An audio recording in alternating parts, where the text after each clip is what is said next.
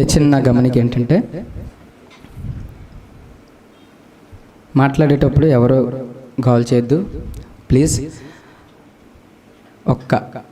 కొద్ది నిమిషాలు మాత్రమే నేను మాట్లాడేది, 30 నుంచి 40 నిమిషాలు మాత్రమే మాట్లాడతాను, తక్కువ సమయం.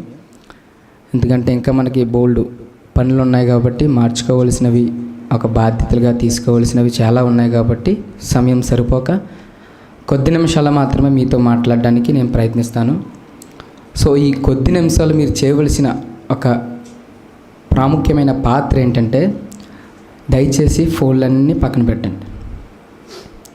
ఒక్క పావు గంట లేదా అరగంట ఎవరు కూడా ఫోన్తో ఉండొద్దు. ఇంకోటి, నేను మాట్లాడేటప్పుడు దయచేసి, నాకు తెలిసి డిస్టర్బెన్స్ అనేది వెనక నుంచి వస్తుంది కాబట్టి ప్లీజ్ దయచేసి చెప్తున్నాను ఏంటంటే, డిస్టర్బెన్స్ని క్రియేట్ చేయకండి. ఒక 40 నిమిషాలు సంఘ పెద్దలు, ఓకే, అందరూ సంఘ పెద్దలు అంటే బ్యాక్ సైడ్ చైర్లో కూర్చున్నారు కదా వాళ్ళు, ఓకే. అటు ఇటు తిరగొద్దు, అటు ఇటు చూడొద్దు. కొద్ది నిమిషాలు నాకు సమయం ఇస్తే మనం దేవుడి మాటలు విందాం. కాబట్టి సైలెంట్గా ఉండండి, ఓకే. ఒకరోజు శిష్యులకి ఒక ప్రశ్నలు వచ్చినాయి. శిష్యుల మధ్యలో చాలా ప్రశ్నలు ఉన్నాయి, కానీ అడిగితే యేసుక్రీస్తు ఏమనుకుంటారబ్బా అని చెప్పి కొన్ని ప్రశ్నలు అడగడానికి కూడా వెనకబడేవాడు. ఎక్కువగా శిష్యులు యేసుక్రీస్తు ఎప్పుడైతే ఏకాంతంగా ఉంటారో, యేసుక్రీస్తు ఎప్పుడైతే సింగిల్గా ఉంటారో అప్పుడు అడిగేవారు.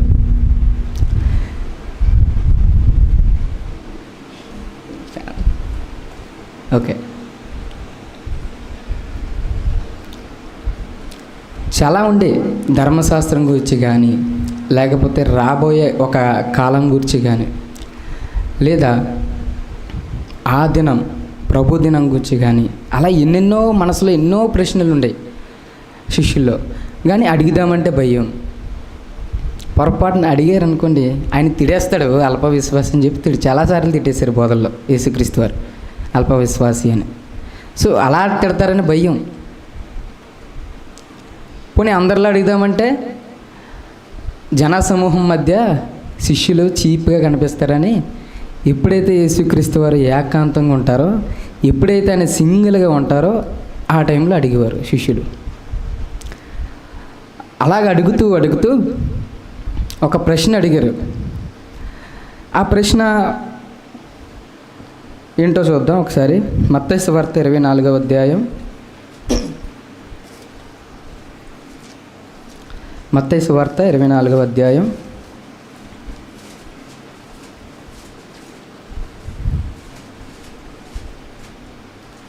మత్తయి సువార్త 24వ అధ్యాయం ఫస్ట్ నుంచి చదవండి. యేసు దేవాలయము నుండి బయలుదేరి వెళ్ళుచుండగా ఆయన శిష్యులు, ఓకే చదవండి అక్క. అందుకు ఆయన, మీరు ఇవన్నీ చూచుచున్నారు కదా, రాతి మీద రాయి ఒకటైనను ఇక్కడ నిలిచి ఉండకుండా పడద్రోయబడినని మీతో నిశ్చయముగా చెప్పుచున్నానని వారితో అనెను. ఆయన ఒలీవల కొండ మీద, జాగ్రత్త వినండి, ఆయన అనే పదం ఒకటే ఉంది, జాగ్రత్త వినండి. వారు అని లేదు, లేదా జన సమూహం అని కూడా లేదు. ఆయన ఎవరున్నారు? సింగిల్గా ఉన్నారు. ఆయన యేసుక్రీస్తు వారు ఒకడే ఉన్నాడు, కొండ మీద కూర్చున్నాడు. శిష్యులు గ్రహించారు, మాట్లాడుకొని, రే పేతురు, మనకి ఇదే మంచి అవకాశం రా, మన చాలా రోజుల నుంచి మన ఉదయం ప్రశ్నలు ఉన్నాయి కదా, ఆయన సింగిల్గా ఇప్పుడే దొరికాడు, ఒక్కసారి మనలో ఉన్న ప్రశ్నలు ఒకసారి వెళ్ళి అడుగుదాం పద, ఇగో యేసుక్రీస్తు కొండ మీద కూర్చున్నాడు అని చెప్పి జాయిగా యేసుక్రీస్తు దగ్గరికి వచ్చి ప్రశ్నలు అడుగుతున్నారు. జాగ్రత్తగా వినండి, కంటిన్యూ చేయండి అక్క. శిష్యులు ఆయన యొద్దకు వచ్చి ఏకాంతముగా వచ్చి ఇవి ఎప్పుడు జరుగును, నీ రాకడకును ఈ యుగ సమాప్తికిని సూచనలేవి మాతో చెప్పమనగా. చూసారా ఏంటంట, ఒకటి కాదు అక్కడ 2 ప్రశ్నలు అడిగారు. ఒకటే ఏంటి, రాకడ. 2 యుగ సమాప్తి, యుగాంతం. ఈ రెండింటి కోసం శిష్యులు ఏకాంతంగా ఉన్నప్పుడు వచ్చి ప్రశ్నలు అడిగారు. అడుగుతూ ఏమడిగారంటే, ప్రభువా మాకు ఎప్పటి నుంచో మా మధ్యలో కొన్ని ప్రశ్నలు ఉన్నాయి ప్రభువా, కానీ చెప్పాలంటే భయం వేస్తుంది, పొరపాటు మమ్మల్ని తిడతారని. బయట అడుగుదామంటే వాళ్ళ మధ్య మేము చీప్ అవుతాం. సో మిమ్మల్ని ఎప్పుడైతే సింగిల్గా చూసామో మేము ఇంకా అడగకుండా ఉండలేం ప్రభువా అని చెప్పి దగ్గరికి వచ్చి అడిగారంట ప్రశ్నలు. ప్రభువా మాకు కొన్ని సూచనలు కావాలి ప్రభువా. చెప్పు పేతురు అనగానే, ఏంటి పేతురు నీకేం కావాలో సూచనలు అనగానే ఆయన ఇచ్చిన సమాధానం ఏంటంటే, ఫస్ట్ ప్రశ్న ఏంటంటే, ప్రభువా యుగాంతం ఎప్పుడు ప్రభువా అని మొదటి ప్రశ్న అడిగాడు. ఆ 2వ ప్రశ్న ఏంటంటే, నీ రాకడ ఎప్పుడు జరుగుతుంది ప్రభువా అని 2 ప్రశ్నలు అడిగారు. మీకు అర్థమవుతుంది కదా నా మాటలో. ఆ 2 ప్రశ్నలు అడిగాడు. అడుగుతున్నప్పుడు యేసుక్రీస్తు సమాధానం చెప్పింది ఏంటంటే, వరుసన ఒక లిస్ట్ చెప్తాడు. అవన్నీ ఏంటంటే సూచనలు. యుగాంతం అంటే ఏంటో తెలుసు కదా మీకు, ఆయన రాకడంటే మీకు ఏంటో తెలుసు కదా. సో ఆయన వచ్చే ముందు లేదా భూమి అంతం జరిగే ముందు కొన్ని సూచనలు జరుగుతాయి. ఆ సూచనలు ఎలా ఉంటాయో యేసుక్రీస్తు కింద వివరిస్తాడు. అయితే ఆయన చెప్తూ చాలా లిస్ట్ చెప్తాడు. ఇవన్నీ దేనికి ప్రభువు అంటే యుగాంతానికి సూచనలు అని చెప్తాడు. సరే ప్రభా చెప్పండి అనగానే ఆయన ఒక లిస్ట్ చెప్తాడు. ఏంటంటే, మీ మధ్య అనేకమైన అబద్ధ క్రీస్తు వస్తారు అని, అబద్ధ బోధకులు చెప్పేశాడు. పోనీ అంతటితో ఆగిపోయాడంటే రకరకాల దేశాల నుంచి అనేకమైన యుద్ధాలు జరుగుతాయని కూడా చెప్పాడు. ఇవన్నీ దేనికంటే యేసుక్రీస్తు రాకడికి, ప్రపంచం అంతమయ్యే దానికి సూచనలంట. పోనీ ఆగిపోయాడంటే అంతటితో ఆగిపోలేదు క్రీస్తు, ఇంకా చెప్పాడు. చెబుతూ ఏమన్నాడంటే, అలా 12వ వచనానికి వచ్చేసరికి ఒక మాట అన్నాడు, ఒకసారి గమనించండి. అది నిజంగా మన లైఫ్లో, మన రియాలిటీలో జరుగుతుంది. అది గట్టిగా చెప్పాలంటే మన సంఘంలో కూడా జరుగుతుంది. చదవండి 12వ వచనం. అక్రమము విస్తరించుట చేత అనేకుల మధ్య ప్రేమ చల్లారును. ఏమన్నాడు ఆయన? ఇవేంటి అని మనం ఆలోచిస్తుంటే రాకడకి సూచనలంట.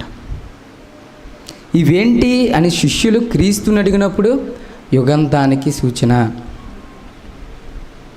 ఆ లిస్టులో ఏం చెప్పాడంటే అనేకుల మధ్య ప్రేమ చల్లారిపోద్దంట. ఇప్పుడు మనం ఆలోచిద్దాం.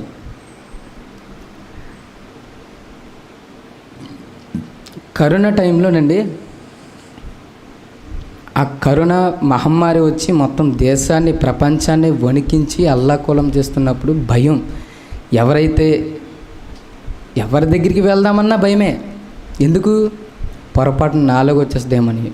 పోనీ వస్తుంది ఏమైనా చేస్తుంది అంటే చంపేస్తుంది.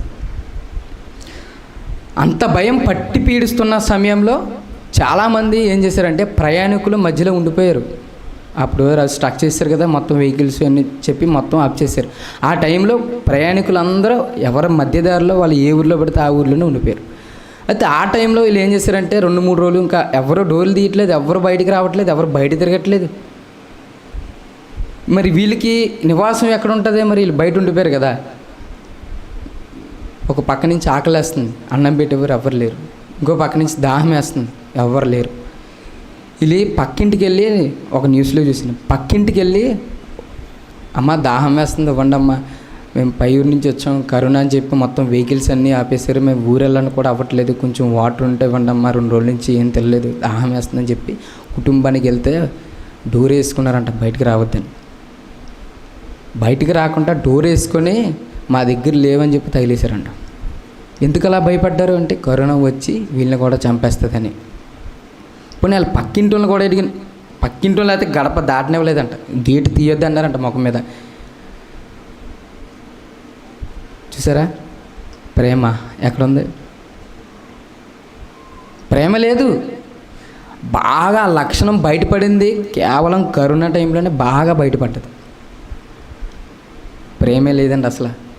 ఎక్కడో తల్లి ఉంటే కొడుకు చనిపోతే ఆన్లైన్లో చూసుకునే పరిస్థితి, చనిపోయిన తర్వాత క్రియలు, అంతిమయాత్ర క్రియలు ఇవన్నీ మీకు తెలుసు అవునా? చాలామంది గుండెలో బాదుకున్నారు, అన్నయ్య చనిపోతే దగ్గరికి వెళ్ళలేని పరిస్థితి. ఎంతోమంది రోడ్డు బారిన పడి చచ్చిపోతున్నా కూడా దగ్గరికి రాలేకుండా దూరం నుంచి చూసి అలా తృప్తి పొంది ఇంకా అలా చిన్న బాధపడి వదిలేశారు.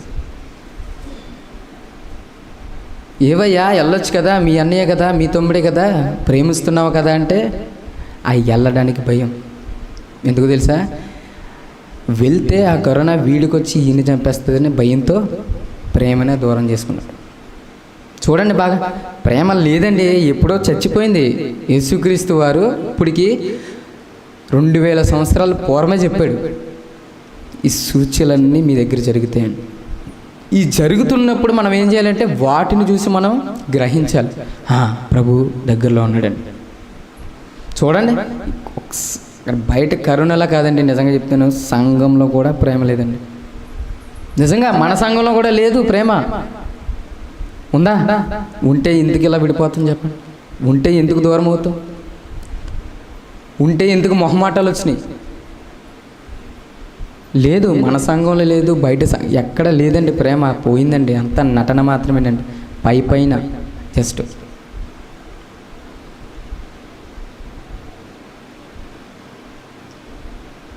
నిజమండి, ప్రేమ పోయింది, ఎప్పుడో పోయింది.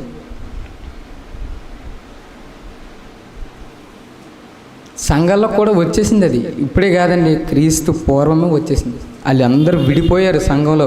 మొట్టమొదటి సంఘం ప్రారంభించిన ఆ రోజుల్లో అందరూ వచ్చారు, 3000 మంది బాప్తీసం తీసుకొని అందరూ వచ్చారు. ఎప్పుడైతే అందరూ కలిశారో అప్పుడే స్టార్ట్ అయింది రగడ, స్టార్ట్ అయింది. ఒకళ్ళ మీద ఒకళ్ళు చాడీలు చెప్పుకునే స్టార్ట్ అయింది, లేనిపోయిన మాటలు చెప్పుకోవడం స్టార్ట్ అయింది. ఇలా ఇన్ని గొడవలు జరుగుతున్న సమయాల్లో, ఇన్ని విడిపోయిన సమయంలో కూడా దేవుడు మాట్లాడింది ఏంటంటే ప్రేమ చల్లారిపోద్దని చెప్పాడు. ఆయన ముందే చెప్పేశాడు. ఆయన తండ్రి, గ్రహించిన తండ్రి, కుమారుడు, పరిశుద్ధాత్ముడు, క్రీస్తు ఎప్పుడైతే దాన్ని గ్రహించాడో అది మనకి చెప్పాడు. ఎందుకు మనకి చెప్తున్నాడంటే ఆ రోజు శిష్యులకి చెప్పాడు, ఈరోజు ఆ శిష్యుల ద్వారా బైబిల్ ప్రకారం మనకి చెప్పాడు. ఎందుకంటే ఆయన రాకడ దగ్గరకు ఉంది కాబట్టి ఆ సూచన బట్టి మనం అర్థం చేసుకోవాలి, క్రీస్తు దగ్గరలో ఉన్నాడండి. మీకు ఉదాహరణకి ఒకటి చెప్తాను. కరోనా వచ్చిందో లేదో అని ఎలా తెలుస్తుంది అంటే సిమ్టమ్స్ ఉంటాయి కొన్ని, అవునా? దగ్గు వస్తుంది అనుకోండి,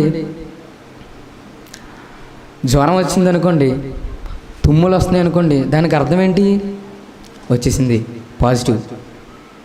అంటే దీనికి సూచనలు ఎలా ఉన్నాయో అలాగే క్రీస్తు రావడానికి కూడా ప్రధానమైన సూచన మనం ప్రేమ చల్లారిపోద్ది అనేది. నిజమేనండి, నిజంగా చెప్తాను. నేను బయటల కోసం మాట్లాడను కానీ ఓన్లీ మన కోసమే. ఎందుకంటే మనలోనే చాలా ఉన్నాయి. ఈ వాక్యం అంతా మన కోసమే. ఒకప్పుడు ఎలా ఉండేవండి నిజంగా, మనం ఎలా ఉండేవాళ్ళం ఒకసారి. ఇప్పుడు కనిపించిన ఒక ఆనందం ఉండేది చూస్తే, ఇప్పుడు ఆనందం లేదు. ఒకప్పుడు గర్వంగా మాట్లాడుకునేవాళ్ళు, ఇప్పుడు ఒక మనిషి దగ్గర ఒకలా మాట్లాడుతున్నారు, ఇక్కడ మాటలు అక్కడ పెడుతున్నారు. ఒకప్పుడు తినిపించుకునేవాళ్ళు, ముద్ద తినిపించుకొని అన్నయ్య చెల్లి అని చెప్పి ప్రేమగా ఉండేవాళ్ళు. పోయింది అదంతా. ఒకప్పుడు మనం సభ పెడితే నిజంగానండి బయట వాళ్ళు కూడా వచ్చేవారండి సపోర్ట్ చేయడానికి. ఇప్పుడు సభ పెట్టడానికి ఎవరు రావట్లేదు. చూసారా? ఆయన చెప్పిన మాటల్లో ప్రేమ ఎలా చల్లారిపోతుందో. ఇలా చల్లారిపోతున్నప్పుడు మనకి గ్రహించాలి, మన మైండ్కి బలి వెలగాలి. నిజంగా గ్రహించిన వాడు క్రీస్తు వస్తున్నాడని. నేను వచ్చే ముందు ఆ లిస్ట్లో ఒక పేరు ఏంటంటే ప్రేమ చల్లారిపోద్ది.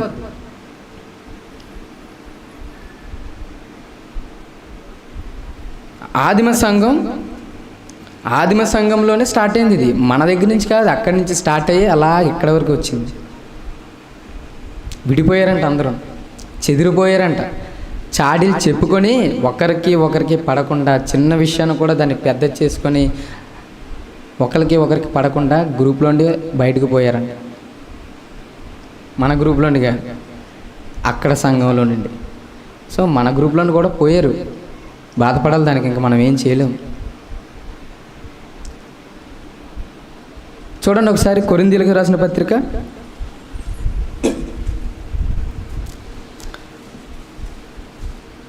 1 కొరింథీ 1వ అధ్యాయం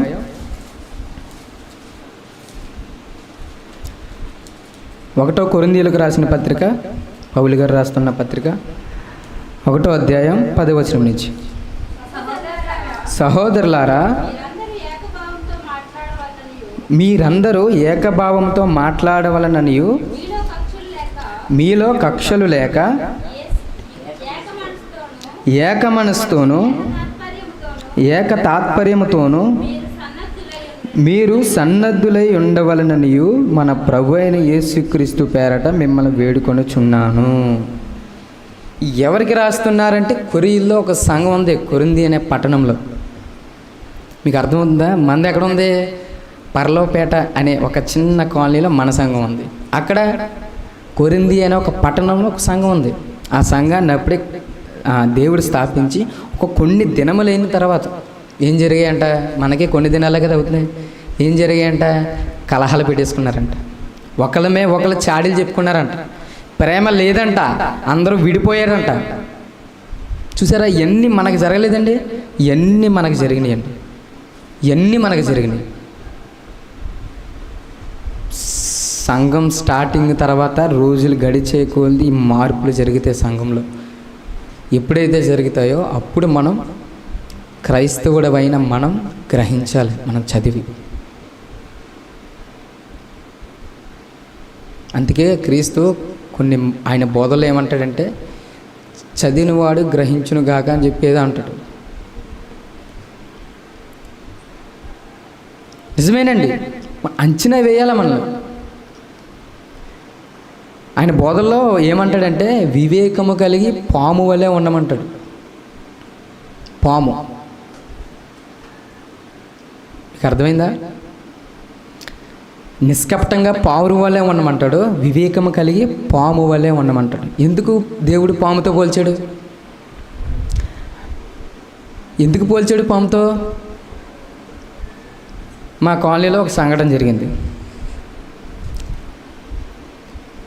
పాక ఉంది, ఆ పాకలో ఒక పెద్ద పాము దూరింది. పెద్దదే, చాలా పెద్దదే.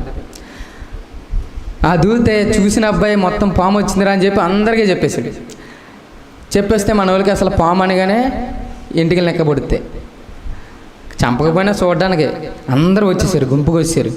దాన్ని కొడదామా అని అందరు రౌండ్ చేశారు. అది ఒక కన్నంలో దూరింది. ఆ గొచ్చు ఉంటుంది, ఆ గొచ్చుకి ఏదో కన్నం ఉంది, దాంట్లో పోయింది. అది వెయిట్ చేశారు కర్రలు పెట్టుకొని అందరూ, ఇది రావట్లేదు, చేయట్లేదు. అది తాసు. వీళ్ళు భయపడి పాములోకి కాల్ చేసి రమ్మన్నారు. ఆ పాములో 2-3 వచ్చారు. వాళ్ళ దగ్గర కర్రలో సంచులు పెట్టుకొని 2-3 వచ్చిన తర్వాత ఏం చేశారంటే, ఎక్కడ దూరిందమ్మా అని అనుకుని ఈ బొక్క అని చెప్పారు. మొత్తం గులపాలతో సహా మొత్తం నుజ్జు గొచ్చి చేశారు. గొచ్చినంత గుండ అయిపోయింది మొత్తం. చేరుతుందండి, మొత్తం గొచ్చంతా గుండ అయిపోయింది, కానీ పాము దొరకలేదు. తోక కూడా పట్టుకోలేకపోయారు పాముని. నిజమే, అది దూరింది, ఆ గొచ్చులన్నీ దూరింది, ఆ బొక్కలన్నీ దూరింది, కానీ ఆ బొక్క అంతా తవ్వేశారు, కానీ ఆ పాము కనిపించలేదు. ఎలా వెళ్ళిందబ్బా అంటే తెలియదు ఎలా వెళ్ళిందో.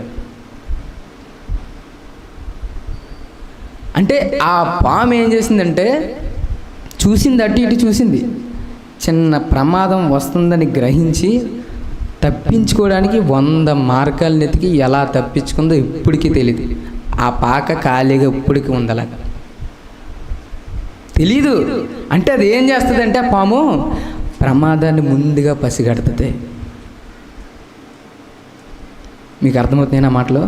ప్రమాదం నా ముందు ఉందా అని తెలియగానే ఏం చేస్తుంది అంటే తప్పించుకుంటుంది. అది ఫస్ట్ గుండా చేసే పని తప్పించుకుంటుంది. ప్రమాదాన్ని పసిగడుతుంది, ప్రమాదాన్ని గుర్తిస్తుంది.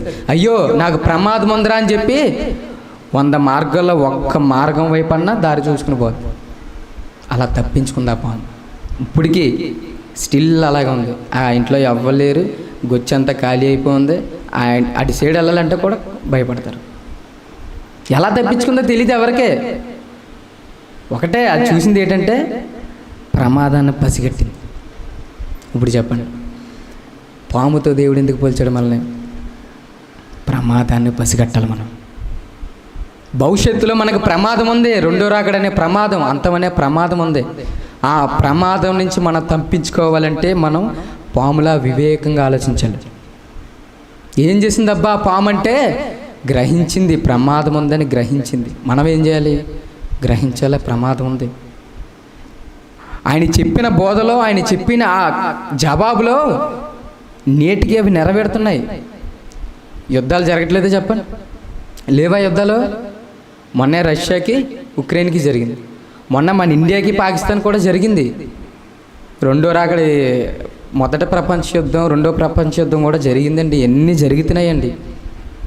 ఆయన చెప్పిన దాంట్లో యుద్ధ సమాచారాల గురించి వింటారు అని ఎప్పుడైతే చెప్పాడో అప్పటి నుంచి స్టార్ట్ అయ్యింది. అబద్ధ బోధకులు లేరా చెప్పండి? బొచ్చుడు మంది ఉన్నారు. బొచ్చుడు పేర్లు చెప్పకూడదు, లేకపోతే బాగోదు, చెప్పేది లేకపోతే. నిజమేనండి, అందరూ స్వస్థత అనే పేరు పెట్టుకుని డబ్బులు గుంజేస్తున్నారు తప్ప నిజమైన స్వస్థత లేదు. ఎప్పుడూ ఆగిపోయినాయి ఆ స్వస్థతలన్నీ. బొచ్చుడండి నిజంగాను. దేవుని పేరట వ్యాపారం చేస్తున్నారు, కోట్లు సంపాదిస్తున్నారు. సిరికి దేవుడికి దాసుడు కాదు, అవుతే దేవుడు దాసుడు అవ్వాలా, లేకపోతే సిరికి దాసుడు అవ్వాలి. ఈ రోజుల్లో ఏం చేస్తున్నారు? దేవుడిని నమ్ముకుంటూనే సిరికి దాసులు అవుతున్నారు కదా. యేసుక్రీస్తు చెప్పిన మాటలు ఏంటి? సిరికి లేదా దేవుడికి దాసుడు ఒకడే ఉండాలి, రెండింటికి దాసుడు అవ్వడానికి వీలు లేదు. ఆ అవసరమైతే డబ్బునన్న దూరం పెట్టాలి తప్ప యేసుక్రీస్తుని తగిలించుకొని డబ్బుని జోబులోకి లాక్కోవడం కాదు. లేవా? బోల్డ్ బిల్డింగులు కడేశారు సంపాదించి, క్రీస్తు పేరు చెప్పుకొని. చాలా ఉన్నాయి. నా పేరట అనేకులు వచ్చి, చాలామంది అండి బాబు, కుప్పల బొచ్చుడు. యుద్ధాలు జరుగుతున్నాయి, ప్రేమ చల్లారిపోయింది, అబద్ధ బోధకులు వస్తారు. ఇవన్నీ జరిగినాయండి. ఇవన్నీ జరిగినప్పుడే మనం గ్రహించాలండి. గ్రహించిన తర్వాతే మనం సిద్ధపడాలండి. ఒకసారి మళ్ళీ చదవండి. 1 కొరింథీ పౌలు గారు ఏం చెప్తున్నారు? సంఘంలో ఉన్న సభ్యులకి, సహోదరులారా, మీరందరూ ఏకభావముతో మాట్లాడవలెననియు, మీలో కక్షలు లేక ఏక మనసుతోనూ ఏక తాత్పర్యముతోనూ మీరు సన్నుద్ధులై ఉండవలెననియు మన ప్రభువైన అయిన యేసుక్రీస్తు పేరట మిమ్మల్ని వేడుకొనుచున్నాను. పౌలు గారు గ్రహించేశారండి నిజంగా. సంఘంలో ఉన్న సిచ్యువేషన్ చూశాడు, ఆ బయట ఉన్న పరిస్థితులన్నీ చూశాడు. ఆయనకి అర్థమైపోయింది. అర్థమయిన తర్వాత మిగతా వాళ్ళకి చెప్తూ ఏమంటున్నాడంటే చెప్తున్నాడు, కలిసి ఉండండి, మీరు విడిపోవద్దని చెప్తున్నాడు. కక్షలుంటే అన్నీ వదిలేయండి అని చెప్తున్నాడు. నిజమండి, సంఘానికండి, మళ్ళాంటి సంఘానికి చెప్తున్నారండి పౌలు గారు. కొత్తగా ఏర్పడిన సంఘానికి చెప్తున్నారు పౌలు గారు. చూడండి, అదే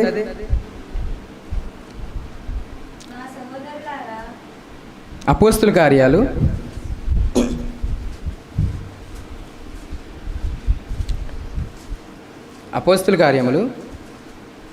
4వ అధ్యాయం, అపోస్తుల కార్యములు 4వ అధ్యాయం 32వ వచనం. విశ్వసించిన వారందరూ ఏక హృదయముతోనూ ఏకాత్మ గలవారై యుండిరి. ఎవడును తనకు కలిగిన వాటిలో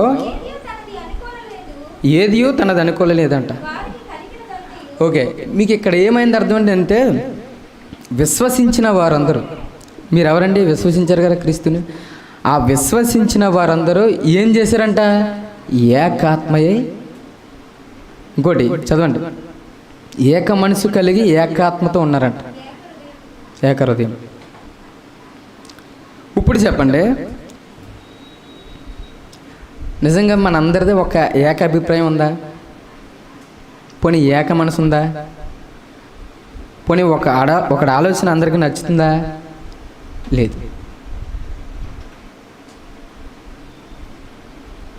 గమనించండి ఒకసారి జాగ్రత్తగా. ఇవన్నీ ఎప్పుడైతే జరుగుతున్నాయో మనం సిద్ధపడిపోవాలి, ఎందుకంటే ప్రమాదం ముందులో ఉంది. మీరు కానీ పరిస్థితులు తెలిసినప్పుడు లేదా చూసినప్పుడు మీరు పొరపాటున నిర్లక్ష్యం చేశారనుకోండి, పాతాళానికి జారిపోతారండి. నిజంగా ఎవ్వడు, ఆఖరికి క్రీస్తు కూడా కాపాడలేడు. సృజించిన క్రీస్తే కాపాడలేడు, ఎందుకంటే ఆయన ఆల్రెడీ అవకాశం ఇచ్చాడు భూమి మీద ఉన్నంత వరకు మారమని, భూమి మీద ఉన్నంత వరకు కలిసి ఉండమని, భూమి మీద ఉన్నంత వరకు ఒకే మనసు కలిగి ఉండాలని ఆయన అవకాశం ఇచ్చాడు.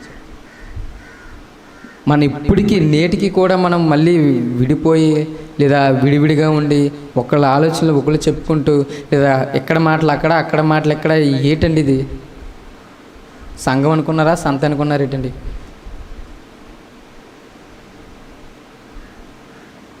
నాకు తెలుసండి, నేను చెప్తున్నాను, నిర్మోహమాటంగా చెప్పేస్తున్నానండి. ఇలాగా కానీ ఉంటే కన్ఫామ్గా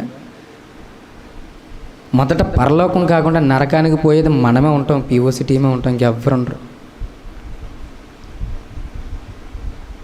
మీకు అర్థమైందో లేదు? ఎందుకో చెప్పనా, ఆ బయట వాళ్ళ పరిస్థితులు మనకు తెలియవు, తెలిసినా చెప్పేవాళ్ళు లేరు కాబట్టి, పొరపాటున వాళ్ళు చనిపోయినా చెప్పడానికి ఎవరు లేరు కాబట్టి వాళ్ళకి అవకాశం ఉంది, ఎందుకంటే చెప్పేవాళ్ళు లేరు కాబట్టి. మనకి నేను చెప్తాను, అన్నయ్య చెప్తాడు, శివాన్ని చెప్తాడు, ఇంకా మన వాళ్ళు అందరూ చెప్తారు. సో మనకు వినేసాం, మాట వినేసిన తర్వాత మనకు ఛాన్స్ లేదు. సో మనకు అవకాశం లేదు, ఒకటే అందరూ కలుసుకోవాలంతే. అందరూ సహవాసం కలిగి తండ్రి, కుమారుడు, పరిశుద్ధాత్ములు ముగ్గురు ఎలా అయితే కలిసి ఉన్నారో అలాగే ఉండాలి.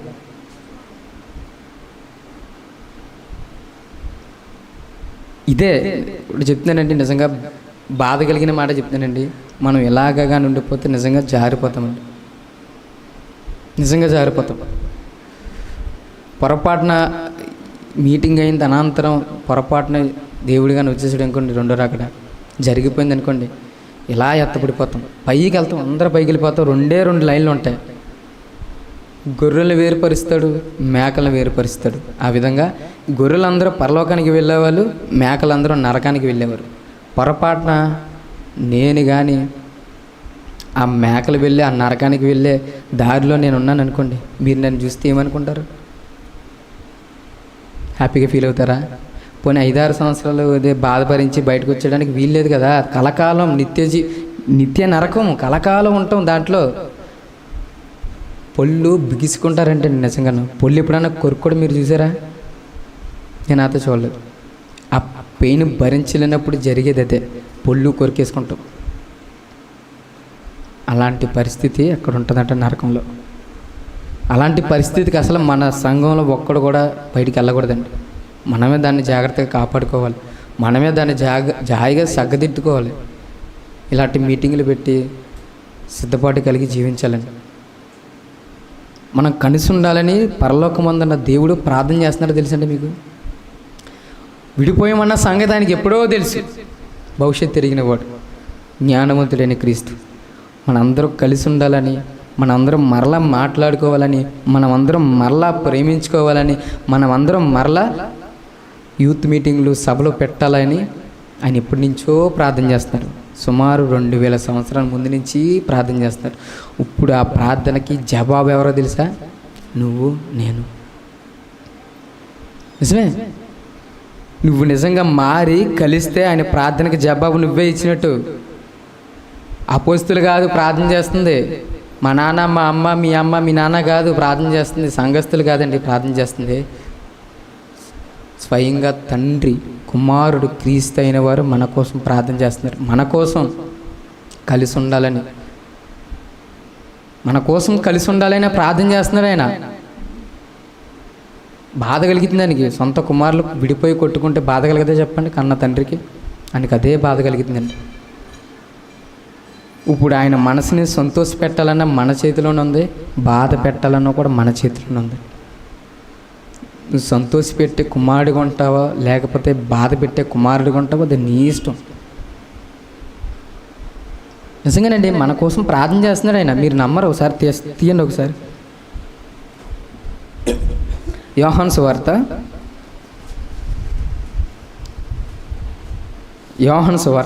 17వ అధ్యాయం. యోహాను సువార్త 17వ అధ్యాయం 21వ వచనం. తండ్రి నా యందు నీవును నీ యందు నేనును ఉన్నలాగున వారును మన యందు ఏకమే, అనగా కలిసి ఉండాలని వారి కొరకు మాత్రమే నేను ప్రార్థించటం లేదు, కానీ వాక్యము వలన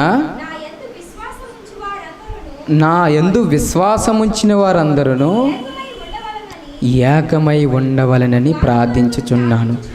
అది చూసారండి, ఎవరి కోసమండి? ఆయన యందు విశ్వాసించిన వారంటే ఎవరు? నువ్వు కాదా, నేను కాదా చెప్పండి? ఆయనలో బాప్తిసం తీసుకున్నది నువ్వు కాదా, నేను కాదా చెప్పండి? ఆయన యందు విశ్వసించిన వారంట ఎవరో మనమే. ఆనాడు అపోస్తులైతే ఈనాడు మనం. అంటే ఆయన హృదయ లోతుల్లోకి వెళ్ళి ఆలోచిస్తే మనకి ఏమర్థమవుతుందో తెలుసా? ఒక బాధ ఉండిపోయింది, మనం విడిపోయామని ఆయన గుండెల్లో. మనం దూరం అయిపోయామని ఒక బాధ ఉండిపోయింది. బాధ ఉండిపోయి తండ్రికి ప్రార్థన చేస్తున్నాడు. ఎవరో కుమారుడు తండ్రికి ప్రార్థన చేస్తున్నాడు. ఏమన్నా తెలుసా? మనందరం కలవాలని, మనందరం మారు మనసు పొందాలని, ఏ కక్షలో మనకు ఉండకూడదని, మనందరం కలిసి ఉండాలని అండి. దానికోసం యేసుక్రీస్తు కేవలం ప్రార్థన చేస్తున్నాడండి. కేవలం దానికోసం ప్రార్థన చేస్తున్నాడు. ఒకవేళ అండి నిజంగానే ఆయన ప్రార్థనకి జవాబు ఇవ్వాలనుకుంటే అందరం కలిసి ఉండాలండి. నిజంగా ఆయన ప్రార్థనకి జవాబు ఇవ్వాలనుకుంటే చెయ్యండి అందరూ కలిసి. నిజంగా కలిసి ఉందండి. ఆయన ప్రార్థనకి మన తరపు నుంచి మనం జవాబు ఇచ్చినట్టే, ఆయనకి ప్రభువా నువ్వు చెప్పినట్టు మేము ఉన్నామని. నువ్వు తండ్రికి ప్రార్థన చేసావు, ఆ తండ్రి మాలో కార్యం నెరవేర్చాడని బలంగా చెప్పొచ్చు క్రీస్తుకి ప్రార్థనలో. ఆయన కోరుకుంటుంది అదే కదా, మనందరం కలిసి ఉండాలని ఆయన కోరుకుంటున్నాడు. కోరుకోవడమే కాకుండా ప్రార్థన కూడా చేసుకున్నాడండి. ఒక లోటు అయిపోయింది ఆయనకి. తండ్రికి మనకు అవసరం ఉన్నప్పుడు, లేదా మనకి బాగా బాధల్లో ఉన్నప్పుడు ఏదైనా లోటు వస్తేనే ప్రార్థన చేస్తామా లేదా? మరి ఆయన ప్రార్థన చేశాడంటే ఇది లోటు కదా, తండ్రికి కుమారుడికి లోటు కదా. బాధ కలిగే తండ్రికి ప్రార్థిస్తున్నాడు, తండ్రి మా కుమారులు కలవాలని. ఇప్పుడు దానికి సమాధానం మన చేతిలో ఉందండి. నిజంగా మన చేతిలోనే ఉంది. మనం అందరం కలిస్తే నిజంగా తండ్రిని సంతోషపెట్టేవారం అవుతాం. మనందరం ఒకరి మీద ఒకరు చెయ్యి వేసుకొని సపోర్ట్ చేసుకుంటూ అందరూ కలిసి ఉంటే ఏక మనసుతో నిజంగా తండ్రిని సంతోషపెట్టినట్టే. నువ్వు విడిపోవడం వల్ల ఆయనకు బాధ తప్ప ఏమీ లేదు. మొదటి నుంచి ఆయన ఏమంటున్నాడంటే కలిసి ఉండండి అంటున్నాడు. మొదటి నుంచి ఐక్యత కలిగి ఉండమంటున్నాడు. మొదటి నుంచి కలిసి ఉండమంటున్నాడు. సంఘంలో కూడా 10 సార్లు పౌలు గారు ఏం చెప్పారంటే, కక్షలు పక్కన పెట్టేసుకోండి, మీకు వచ్చిన ఈ గొడవట్లన్నీ పక్కన పెట్టండి, ముందు అందరూ కలిసి ఉండండి, ఏక మనసు కలిగి ఉండండి. అదేనంటున్నాడు, ఏక మనసుతో మాట్లాడతాడు. ఏక మనసు కలిగి ఉండమంటున్నాడు, అందరినీ కలిసి ఉండమంటున్నాడు. అబ్బా కలిసి ఉంటే ఏమొస్తుంది? ఏక మనసు కలిగి ఉంటే ఏమొస్తుంది? అందరూ సహవాసంలో ఒకటై ఉంటే, ఒక ఆత్మ, ఒక ప్రభు అయి ఉండి మనకి దగ్గరగా అందరు కలిసి ఉంటే ఏమొస్తుంది అబ్బా అని ఆలోచించకండి. చిన్న ఉదాహరణ చెప్తాను, ఒకసారి జాగ్రత్తగా వినండి. ఒక మట్టి ముద్దలో కొన్ని మట్టి ముద్దలు కలిపితే ఇటుక అవుతుంది. జాగ్రత్తగా వినండి. మట్టి ముద్దలు కలిసినప్పుడు ఇటుక అవుతుంది. అలా కొన్ని ఇటుకలు ఒకదాని తర్వాత ఒకదాని తర్వాత అలా అన్నీ కలిస్తే గోడ అవుతుంది. అలాగా కొన్ని గోడలు కలిస్తే ఒక బిల్డింగ్ అవుతుంది. ఆ బిల్డింగ్ మనం తోసి పడగొట్టగలమా? పడగొట్టలేం. చూసారా, పడగొట్టలేం. జస్ట్ ఇటుకలు అవి. దానికి నిరంతరం జీవం లేదు. అవి మనకలా శాశ్వత కాలం బతకవు, మనకలా మాట్లాడవు, మనకలా పనులు చెయ్యవు, మనకలా ఉండవు, అలా ఉండిపోతాయి అంతే. అంటే కొన్ని ఇటుకలు కలిస్తేనే, లేదా కొంత మట్టి కలిస్తేనే, లేదా కొన్ని గోడలు కలిస్తేనే మనం పడగొట్టలేకపోతున్నాం. నిర్జీవమైన వాటికి కలిస్తేనే మనం పడగొట్టలేకపోతున్నాం. జీవం కలిసి మనందరు కలిస్తే ఎలా ఉంటుంది? మీకు అర్థమైందన్నమాట. జీవం లేని వాటిని అన్నీ కలిస్తేనే మనం పడగొట్టలేకపోతున్నాం. జీవం కలిగిన మనం కలిస్తే ఎలా ఉంటుంది? ఒకసారి కీర్తనలు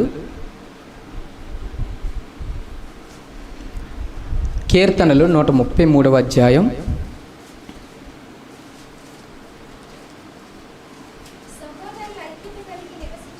సహోదరులు ఐక్యత కలిగి నివసించుట ఎంత మేలు, ఎంత మనోహరం. చూసారా, నిజంగానండి. సహోదరుడు నువ్వు నేను ఒక్కసారి అందరు కలిస్తే ఎవడు మనల్ని పడగొట్టలేడండి. సాతానుగడు కాదు కదా, ఆడు గూఢచారులు, ఆడు మమ్మీ డాడీ ఎవడొచ్చినా కూడా టచ్ కూడా చేయలేడు కలిసి ఉంటేనే. సాతానుగడికి ఉన్నారు 6000 బ్యాచ్. సేన అనే అర్థానికి 6000 మంది తీయాలని. అంటే 6000 మంది కలిసి వచ్చినా కూడా మనల్ని ఎంటుగా కూడా పేకలేడు. నిజంగా చెప్తాను. మనం కలిసి ఉంటే, విడిగా ఉంటే, ఏకార్థంగా ఉంటే. ఒంటరిగా ఉన్నప్పుడు ఆదాం ఏం చేశాడు? పండు. అది అలాగా మనం ఎప్పుడైతే కలిసి వేరైపోతామో, విడిగా అయిపోతామో తినేస్తాడు నేను. నాది ఒకటే మనవండి, నిజంగా చెప్తాను. కలిసి ఉందామండి. నిజంగానండి, ప్రేమగా మాట్లాడుతున్నాను. కలిసి ఉందాం. ఎందుకంటే మన మమ్మీ డాడీ వాళ్ళు నిజమైన తండ్రులు కాదండి. మన ఇంట్లో ఉన్న అన్నయ్య కానీ తమ్ముడు కానీ వాళ్ళు నిజమైన తమ్ముళ్ళు అన్నయ్యలు కాదండి. యేసుక్రీస్తు ఒకసారి ఒక ఇంట్లో కూర్చున్నప్పుడు మరియా వాళ్ళు తమ్ముళ్ళు వస్తారు, గుర్తుందా సందర్భం మీకు? తండ్రి మీ సహోదరులు, మీ తల్లి, మీ సహోదరులు వచ్చారంటే యేసుక్రీస్తు ఏమంటాడు? ఎవరు నా సహోదరి, ఎవరు నా తల్లి? పక్కన బైబిల్ చదువుతున్న పేతురుని చూపించి ఆ విశ్వాసి, బాప్తీసం తీసుకున్న విశ్వాసే నా సహోదరుడు, నా తల్లి అన్నాడు. బాప్తీసం మీరందరూ తీసుకున్నాం, నేను తీసుకున్నాం. నిజమైన బంధం ఇది. నిజమైన సహోదరులం, నిజమైన తల్లి, చెల్లి, అక్క, తమ్ముడు నిజమైన వాళ్ళమండి. ఎందుకో తెలుసా? ఇక్కడ పరిపూర్ణంగా ఉంటాం. చచ్చాక మనం పైన కలిసి ఉంటాం. మీ తల్లి మీతో రాదు, మీ తమ్ముడు నీతో రాడు. భూమి ఉన్నంత వరకే, చచ్చేంత వరకే. ఒక్కసారి చచ్చాక ఎవ్వరు రాడు. శాశ్వత కాలం పైన మనం కలిసి నివసించబోయేది మనం. బాప్తీసం తీసుకున్న మనమే నిజమైన సహోదరులు. ఇక నుంచి నేను నా తల్లి కన్నా, నా తండ్రి కన్నా, నా తమ్ముడు, చెల్లి, అక్క కన్నా మిమ్మల్ని ఎక్కువ ప్రేమిస్తాను నేను. ఇదే నిశ్చయత మీకు ఉండాలి. యేసుక్రీస్తు చెప్పిన మాటది. ఇది మన నిజస్వరూపాలు ఇవ్వండి. మన సహోదరులు మీరే నా అన్న, మీరే నా అమ్మ, మీరే నా తమ్ముడు, మీరే నా చెల్లి. నిజం. అవసరమైతే నా కుటుంబం కన్నా మిమ్మల్ని ఎక్కువ ప్రేమిస్తాను. ఎందుకంటే కలకాలం పైన మనమేనండి ఉంటాం. మీ మమ్మీ డాడీ రక్షణ పొందితే సూపరు, వాళ్ళు కూడా మన జాబితాలో ఒక పేరే. సో ఇక్కడి నుంచి కలిసి ఉందామండి. రిక్వెస్ట్ చేస్తుంది ఏంటంటే నిజమైన సహోదరులు మనమేనండి, కలిసి ఉందాం.